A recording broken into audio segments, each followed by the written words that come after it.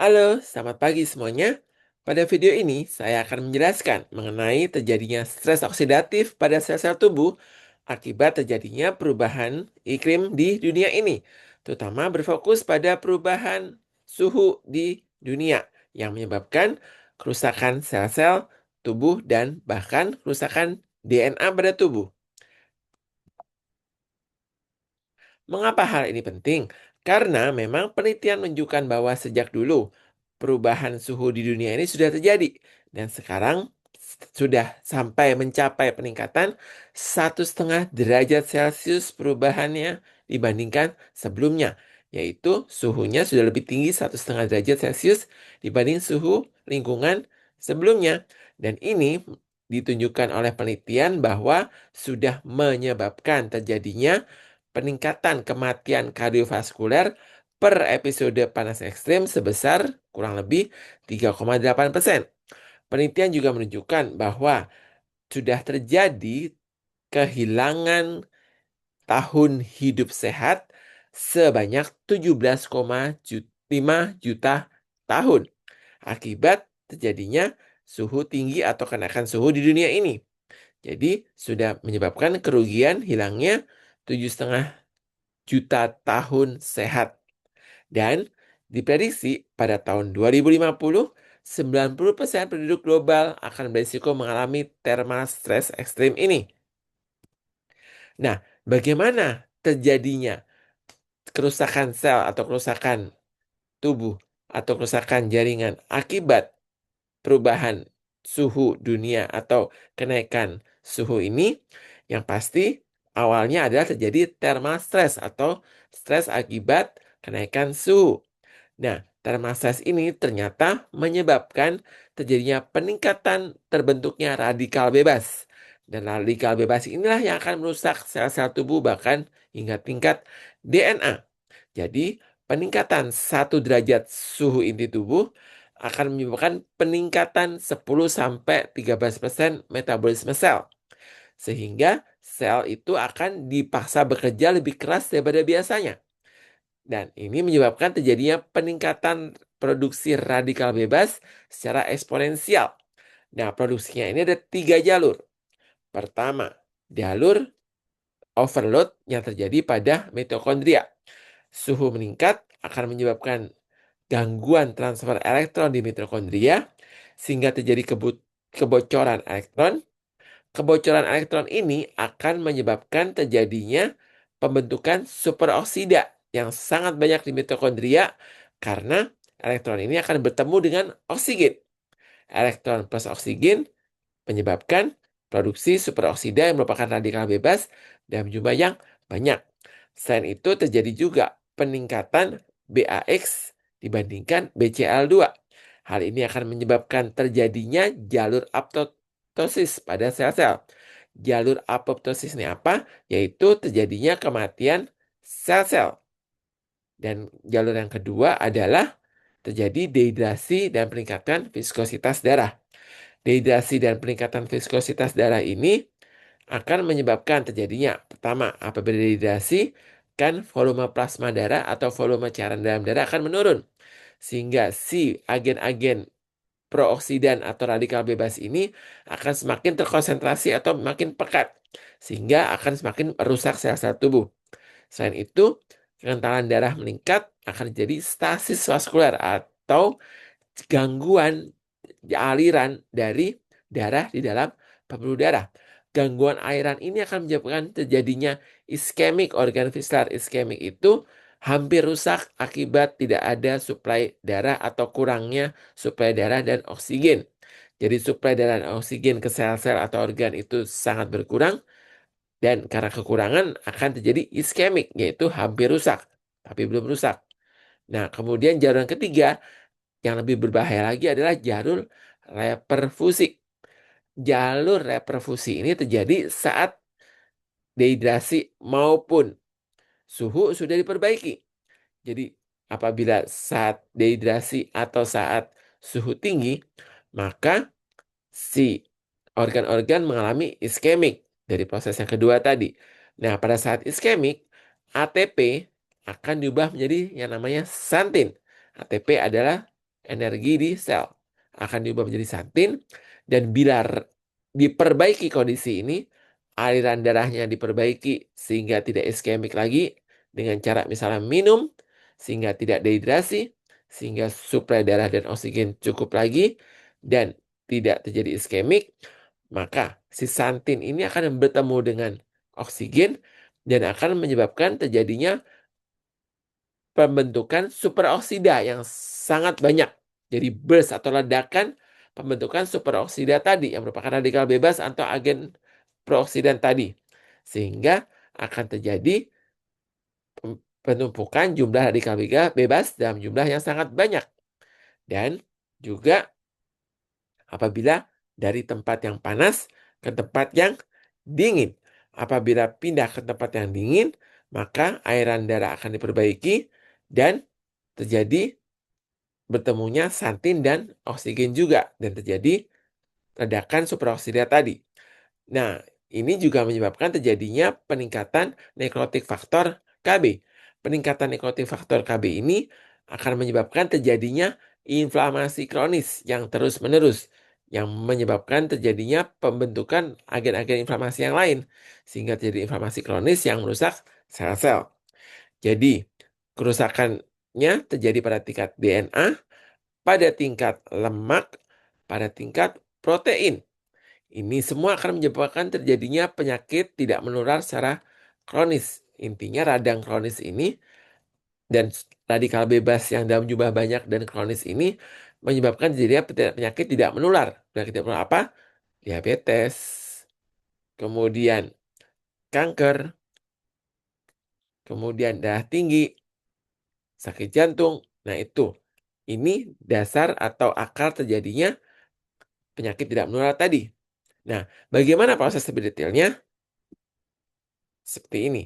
Jadi, apabila panas tubuh lebih dari 38 derajat Celcius, inti tubuh karena terkena sinar matahari atau terkena udara panas di lingkungan, suhu inti tubuh kita meningkat lebih dari 38, maka akan dilepas yang namanya heat shock protein.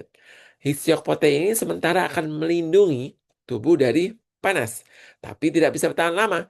Apabila terpapar panas kronis terus-menerus, maka lama-lama akan habis dan terjadi kebocoran mitokondria dan terjadi kebocoran elektron tadi yang menyebabkan terjadi pembentukan superoksida tadi yang merupakan radikal bebas atau peroksidan. Dilanjutkan proses yang tadi sudah dijelaskan, yaitu ROS-nya atau reaktif oksigen spesies atau radikal bebas yang meledak. Ada 3 yang jumlahnya meningkat, yaitu superoksida, hidrogen peroksida, dan hidroksil. Nah, atau OH. Nah, jumlah ROS atau reaktif oksigen spesies atau radikal bebas yang meningkat ini akan melebihi kapasitas antioksidan tubuh, akan melebihi kemampuan tubuh mengatasi si radikal bebas ini, yaitu terjadi kekurangan SOD superoksid dismutase dan glutathione peroksidase. Nah, jadilah si radikal bebas ini tidak ada yang mengontrol, sehingga mulai mencari target molekul. Targetnya bisa DNA, jadi kerusakan DNA 8-oxoguanin, terjadi kerusakan lipid, menyebabkan terjadinya pembentukan MDA dan 4-HNE, jadinya kerusakan protein-protein, sehingga terjadi pembentukan karbonil dan AGES. Nah, ini semua akan menyebabkan terjadinya kerusakan pada sel dan DNA. Juga akan mengaktifkan kaskade inflamasi dari terjadinya pembentukan nekrotik faktor K8, nekrotik faktor KB tadi, dan menyebabkan jalur inflamasi kronis, yaitu terjadi pembentukan IL-6, tumor nekrotik faktor alfa yang dalam jumlah banyak, dan itu terjadi terus-menerus sehingga radang kronis dan menyebabkan terjadinya pemendekan telomer. Telomer itu adalah pelindung DNA di ujung. Jadi kalau masih ingat pelajaran biokimia dulu, itu semakin pendek telomer sel, maka semakin pendek umur dari sel. Sehingga dulu sempat disampaikan bahwa ternyata dari penelitian menunjukkan bahwa dari generasi ke generasi itu telomernya makin memendek. Sehingga dari generasi ke generasi umurnya makin pendek. Orang yang hidup nenek moyang kita 1000 tahun yang lalu umurnya lebih panjang daripada kita. Karena telomere kita sudah memendek. Setiap generasi mengalami pemendekan telomere. Sama di sini apabila mengalami pemendekan telomere, umur sel akan meningkat atau sel akan semakin cepat tua, sehingga apabila pada sel-sel tua akan muncul penyakit tidak menular tadi, gangguan kardiovaskuler, kencing manis, non-alcoholic fatty liver disease, neurodegeneratif atau degenerasi atau kerusakan penurunan dari saraf, dan juga kanker. Jadi, di sini tugas kita sebagai dokter spesialis KKLP harus bisa mendeteksi sebelum terjadi gejala kerusakan. Jadi, di sini proses oksidatif ini perlu bertahun-tahun hingga muncul gejala. Jadi, sebelum muncul gejala, sebagai dokter KKLP atau sebagai penyelenggara layanan kedokteran keluarga harus bisa melakukan prevention dalam tahap sekunder dulu, secondary prevention, yaitu sudah terjadi gangguan tapi belum sampai berat atau belum sampai terjadi gejala dan kita sudah atasi dulu sebelum menjadi berat, dan kalau sudah menjadi berat ya jadi kita harus melakukan pencegahan tersier. Jadi sebelum terjadi tersier, jangan menunggu muncul gejala, jangan menunggu kita harus melakukan pencegahan tersier, kita lakukan dulu pencegahan sekunder. Jadi di sini akibat yang berbahaya adalah pertama, gangguan jantung. Jadi gangguan jantung ini bisa berupa aritmia, trombosis, iskemik, kemudian mortalitas akibat gangguan jantung juga akan meningkat. Kemudian kerusakan otak, terjadi heat stroke. Heat stroke ini menyebabkan nekrosis pada sel-sel saraf. Reaktif oksigen spesies ini juga akan melewati blood-brain barrier sehingga terjadi inflamasi pada otak atau peradangan pada otak. Kemudian pada paru akan terjadi penurunan surfaktan sehingga menjadi gagal nafas atau juga PPOK, penyakit paru obstruktif kronis. Ozon plus panas juga menyebabkan peningkatan reaktif oksigen spesies atau radikal bebas di udara yang akan dihirup ke paru dan menambah kerusakan paru. Di ginjal, dehidrasi akan menyebabkan acute renal failure dan mioglobin uri karena terjadi rhabdomyolysis atau kerusakan otot. Pada usus juga mukosa usus bisa jadi bocor, endotoksin dari usus masuk, bakteri-bakteri usus masuk sehingga terjadi sepsis dan SIRS. Di otot juga terjadi kerusakan otot atau pemecahan otot, yaitu rhabdomyolysis akibat radikal bebas tadi. Sehingga terjadi apoptosis pada otot dalam waktu 4 jam sejak terpapar si radikal bebas. Itu akibat-akibat kerusakan organ yang disebabkan oleh terjadinya thermal stress atau kenaikan suhu tadi. Tidak ada organ yang selamat, tidak ada organ yang aman. Semua kena. Dan makanya kita harus bisa melakukan pencegahan-pencegahan. Jadi, sebagai dokter keluarga, kita harus bisa melakukan 5 tahap pencegahan. Terutama kita harus bisa membuat prosesnya berhenti di pencegahan sekunder. Tidak terjadi kerusakan yang menimbulkan gejala, sehingga kita tidak perlu melakukan pencegahan tersier maupun kuartener. Jadi, pertama, itu di tahap pencegahan primordial, kita mencegah supaya tidak timbul faktor resiko, yaitu dengan advokasi, regulasi untuk mengurangi polusi. Jadi, regulasi mengurangi polusi udara PM2,5. Kemudian, regulasi supaya semua makanan nasional itu sebaiknya dilakukan fortifikasi, yaitu penambahan karotenoid. Kemudian dilakukan edukasi mengenai penyebab-penyebab terjadinya faktor resiko. Jadi edukasi determinan sosial. Kemudian pencegahan primer. Pencegahan primer itu ada faktor resiko, tapi kita mencegah supaya faktor resiko ini tidak menyebabkan terjadinya kerusakan atau gangguan. Jadi tidak menyebabkan gangguan pada sel, yaitu dengan melakukan peningkatan kadar karotenoid tubuh, yaitu dengan melakukan pemberian diet pelangi yang warna-warni. Jadi karotenoid ini merupakan antioksidan yang terbukti paling kuat dan melindungi tubuh. Jadi diet pelangi ini misalnya tomat, wortel, jadi tidak hanya hijau, berwarna-warna, itu yang karotenoidnya tinggi. Kemudian olahraga 150 menit per minggu. Kemudian menghentikan rokok dan juga memberikan suplementasi lutein serta astaxanthin.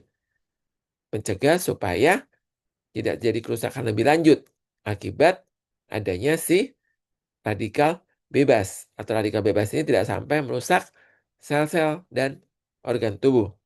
Nah, apabila sudah terjadi radikal bebas yang mulai merusak sel, kita harus bisa mencegah supaya tidak terjadi komplikasi atau kerusakan berat atau tidak sampai muncul gejala. Kalau sudah sampai muncul gejala, kita sudah agak terlambat. Nah, bagaimana kita harus deteksi dari awal? Deteksinya dengan memeriksa berbagai biomarker, tapi tentu saja mahal. Untuk terjadinya X-related macular degeneration, kita bisa menggunakan Amsler grid. Jadi Amsler grid itu kita mendeteksi kerusakan pada mata. Kemudian untuk kadar karotenoid tubuh, untuk mengetahui apakah cukup atau tidak, kita bisa menggunakan list pertanyaan FFQ, frequently five frequently asked question mengenai karotenoid. Jadi kita harus screening dengan menanyakan beberapa pertanyaan untuk mengetahui apakah dalam tubuh kita itu cukup karotenoidnya. Nah, kemudian kita juga harus menilai resiko-resiko kesehatan akibat kerja. Jadi paparan paparan perubahan iklim ini terutama pada saat kita bekerja. Jadi kita harus nilai gangguan akibat kerja. Kemudian apabila sudah timbul gejala atau sudah terjadi komplikasi, kita mau tidak mau masuk ke pencegahan tersier. Nah, di pencegahan tersier ini kita lakukan pengobatan, yaitu misalnya apabila sudah terjadi X-rated macular degeneration pada mata, kita lakukan pemberian suplementasi sesuai dengan penelitian AREDS, yaitu memberi zeaxanthin, omega 3, dan lutein. Kemudian untuk terjadinya non-alcoholic fatty liver disease, apabila sudah terjadi kita beli suplementasi vitamin E. Itu bukti level evidence-nya A. Kemudian terjadinya PPOK atau penyakit paru obstruktif kronis, itu level B kita beri suplementasi N-acetylcysteine 600 mg. Kemudian untuk terjadinya gangguan jantung atau apabila sudah terjadi gangguan kardiovaskuler, kita lakukan cardiac rehabilitation. Nah, kemudian kita juga sebagai dokter keluarga tidak boleh melakukan sesuatu secara berlebihan, sehingga kita masuk ke pencegahan kuaterner. Jadi, misalnya, penelitian menunjukkan bahwa apabila perokok diberi suplementasi beta karoten, itu akan meningkatkan kejadian kanker paru. Jadi pada perokok, jangan diberi beta karoten. Lebih aman diberi astaxanthin dan lutein. Kemudian kita juga harus melakukan checklist sebelum meresepkan suplemen. Apakah benar-benar ada faktor resiko? Apakah benar-benar sudah ada peningkatan radikal bebas? Apakah benar-benar karoten di dalam tubuhnya kurang?